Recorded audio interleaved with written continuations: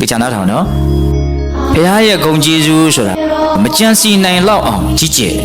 ကြံစီလို့မရဘူးအဲ့ဒီလောက်ကြီးကျယ်တဲ့ဂုဏ်ကိုစိတ်ကကြည်ညိုလိုက်ပြီဆိုရင်အဲ့ဒီကြည်ညိုလို့ဖြစ်သွားတဲ့ကုသိုလ်ကလည်း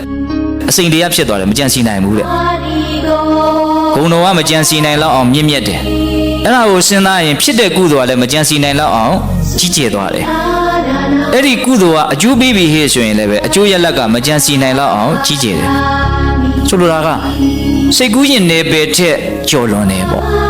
ဘုန်းတို့မမီဘူးပေါ့ဉာဏ်မမီဘူးပေါ့ဟုတ်လားဂုဏ်တော်တွေဆိုတာနော်အစိမ့်တရားဆိုတာဘာပြောတာလဲမကြံစီနိုင်ဘူးဆိုတာငါအဖြေမရှိပါဘူးကွာမစဉ်းစားနိုင်ဘူးလို့ပြောတာဟုတ်လားမတွေးတတ်တော့ပါဘူးလို့ပြောတာပဲသဘောပေါက်လားမသိဘူးအစိမ့်တရားဆိုတာဘာလဲတွေးကိုမတွေးတတ်တော့ဘူးဉာဏ်မမီဘူးဟုတ်လားအဲ့ဒီလောက်ကြီးကျယ်တဲ့ဂုဏ်တော်ကိုကကြည်ညိုရင်ဖြစ်တဲ့ကုသိုလ်ကလည်းအစိမ့်တရားဖြစ်တယ်ကုသိုလ်ကအစိ